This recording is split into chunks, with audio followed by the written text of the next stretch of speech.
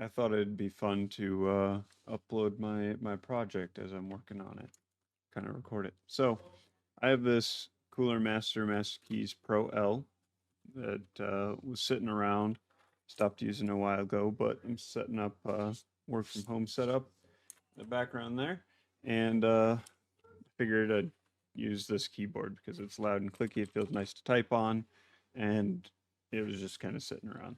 The only problem is uses micro USB, which I am not a fan of. So I decided I want to see if I am able to convert it over to a USB-C using one of these little breakout boards.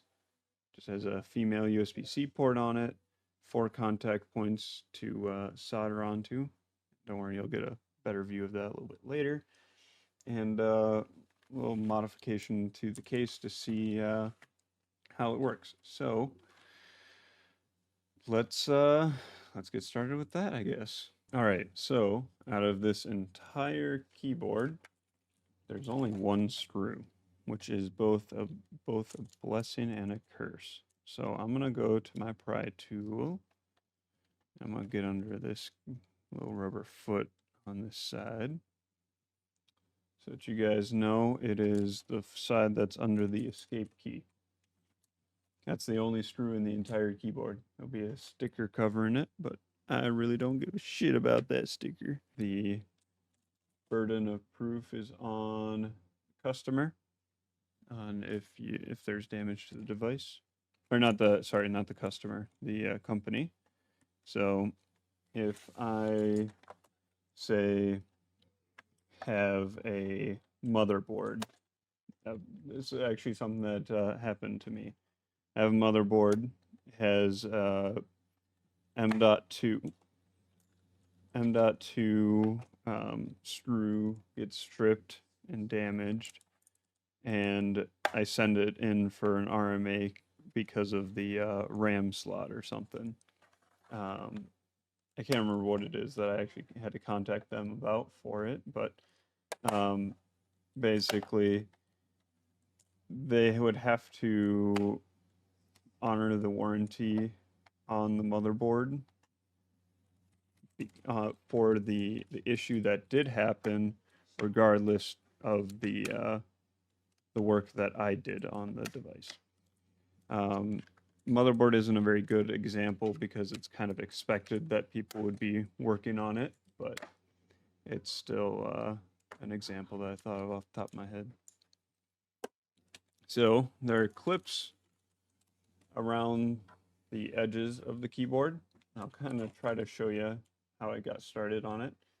If you look closely, right in the little gap there, there's a little seam. You can fit your pry tool in there, kind of go down at an angle like this, kind of wiggle it a little bit, and you'll work your way under a clip and be able to kind of snap it out. You work your way down one way, and then I work my way up the other way. I did the same thing. There's another seam in the channel, end of the channel there, as well as there's another seam in the end of the channel here. All right, so I think I remembered how I did it. So I have the other sides up. I have just this one side left, and that gap is a lot harder to get separated because all the pressure is on this side. So instead of using my flimsy pry tool, which is very thin, very nice to get into places, I'm going to use a much thicker flathead screwdriver. This will be able to separate the two sides of the cases a little bit better. Yeah, just like that. I'm using it to lift the case out. I'm using my finger here to stop it from going back in. Now that I have it started, I'm going to switch back to my pry tool, and that click, I'm not sure if it picked up in the microphone, but was the clip. There we go. Okay, let's go back up to this corner here. We have a nice bit of a gap there. We'll start and we'll get the clips that are on the front of the keyboard. See this? I'm not doing too much pressure, just periodically going up. Kind of doing this motion. If you're opening a can.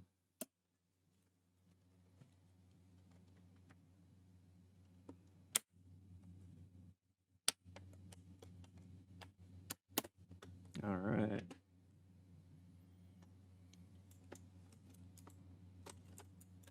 All right, now this top is completely separated. Release. There we go. Come on. Get a little bit of wiggle. All right, look at that. We have the top cover off. Set that off to the side. So I'm going to switch my screwdriver back to my Phillips head, J1, if you have an iFixit kit.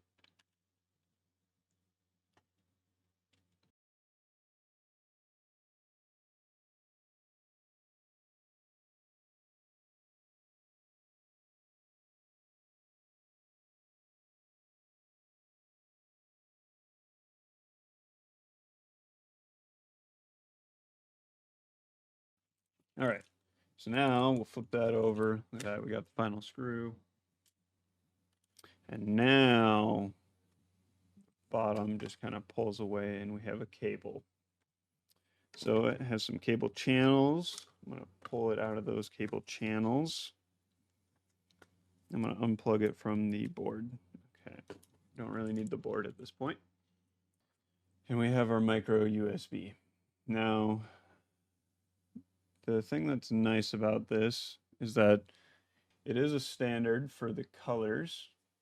I'm going to tab over real quick.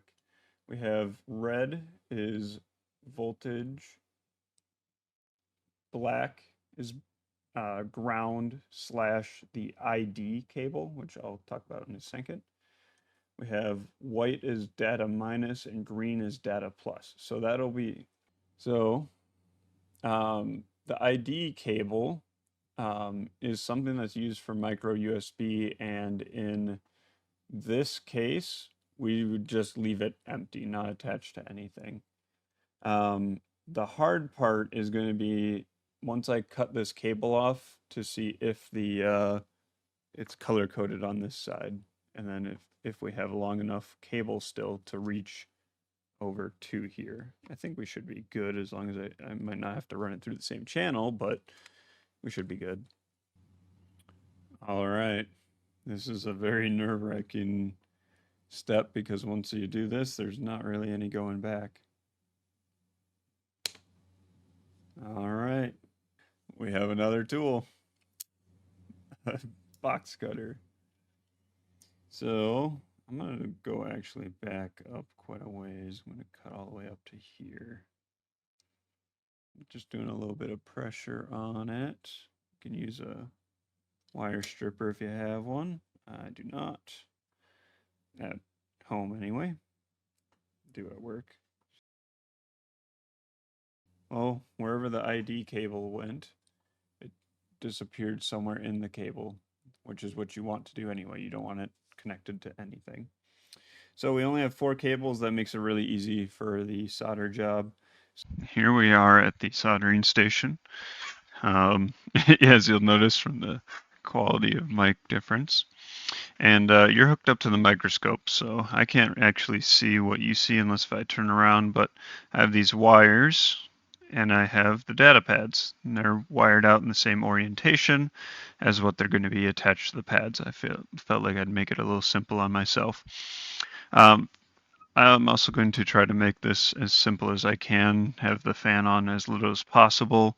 I'm going to tin, so I'm going to add solder to the tip of the iron, and then I'm going to run the iron along the wires, get the wires nice and full of solder. That's not on the camera. Run it like that, get some solder on it, and then that'll make it so that when I want to attach it to the pad, it'll attach the solder that's on the pad a little bit easier. Then I'm going to attach solder to the pad. Then I'm going to attach the wires to each pad because they'll each have solder on them. But I'm not going to be talking when I do that, so here we go. First flux, add some of that on there. Oh, that was way more than what I wanted it to be. So I'm going to use some of the wire to spread it out a little bit. In terms of the solder that I am using, the stick that I'm using actually isn't marked at all, but I believe that it's some 60-40. Preferably I would have gotten 63-37, but this is what I had sitting around, so that's what I'm using. So attach a tiny bit of flux or solder onto that, and we'll just attach it onto these wires here. That one wasn't on the camera, but a little bit more solder on there. Some solder on there, solder on there, solder on there. All right, so wires all prepped, and we'll go on the pads. I'm going to go from left to right. And nice glob of solder on there.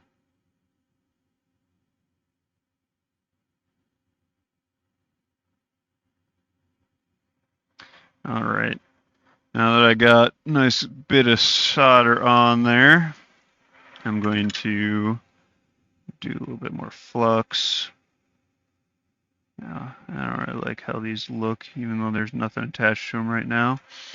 So add a bit of flux, and I just run my soldering iron over them a little bit, get those mounds a little bit nice and more smooth.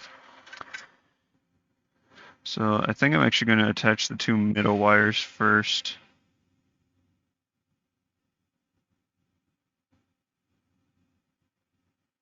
I'm going to actually hold the iron with my left hand here, manipulate the wires with my right, because I'm right hand dominant.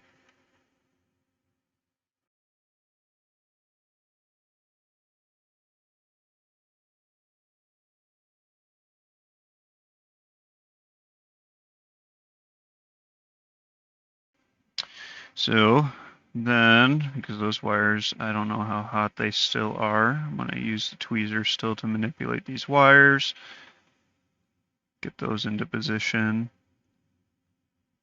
Yeah, that should be close enough. All right, I'm going to add a little bit more flux on there. So I feel like I forgot to do that on the other two steps. So always make sure you have enough flux.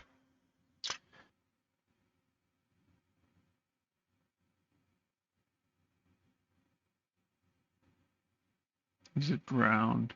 So that's going to take a lot more to get attached. Okay.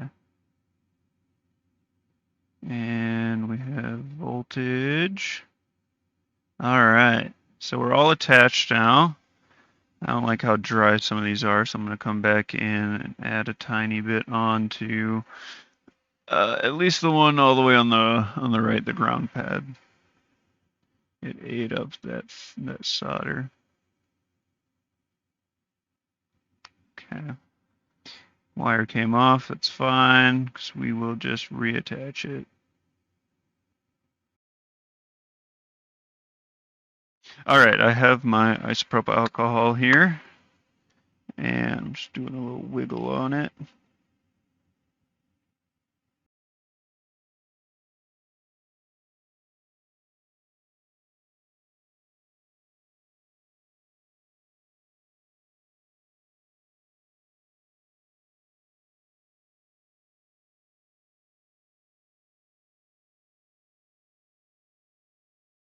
Is there a gap there? Are those jumping? I don't like how close those are, so I'm gonna touch that up, those two middle ones.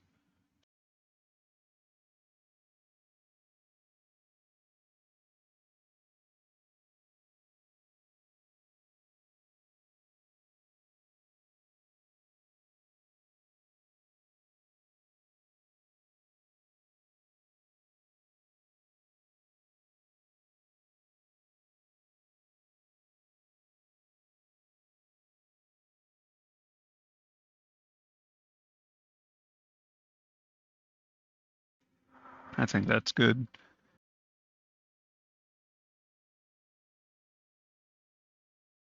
Here we are back at my main desk. All that we have now, we have the USB-C end on there. I'm also going to plan on tidying that up a little bit nicer after I test it. Plug that in. We have a cable coming out. And just for testing purposes, I'm just going to run this out the back. All right. All right. Fingers crossed.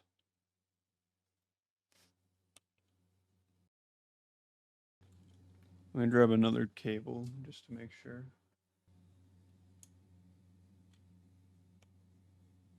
Oh, yo! All the keys are working. Yo. All right. That's awesome. The cutout for the hole here is not quite large enough for the USB-C. So I need to widen that a tiny bit. I have a Dremel, so I'm going to attach that, Dremel that out just a tiny bit. I'm going to go at it from this side here. And then I'm just going to do a tiny bit at a time, have a USB-C, just generic USB-C cable with me. Just test it every now and then, make sure it lines up. And then once I do, I have this nice little part that I 3D printed. Someone uploaded. I can link it down below. But it literally just slots into the 2 slots that are already there. And that holds the board in place. All right, so look at this. Cut out a hole in the bottom, the USB-C port. And I just kind of screwed this down into place. And grab the cable. A little tight, but it does plug in. And it's snug in there. So the cable is good. I just have to put it all back together now. All right, so the reassembly process is literally the same as the disassembly process, but in reverse. So we're going to turn the keyboard sideways like this, plug in the cable, which doesn't have very much space, and that can just kind of rest there.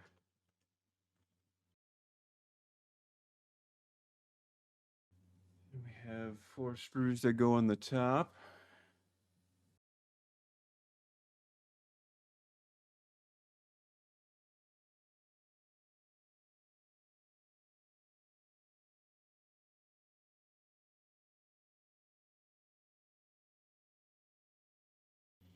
All right, so we got those 4 screws in. Grab the top cover.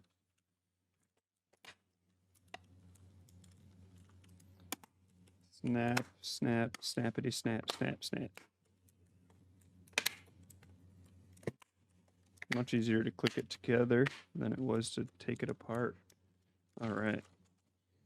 And we have one last screw. I actually kind of appreciate that they only have 1 screw to hold the case together. A lot easier to disassemble. All right, so have that all back together. Grab my cable, one final test. Put that in, run it out the side.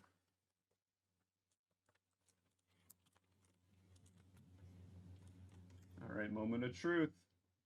How good was the project? Yeah, that's what I'm talking about. Let's go.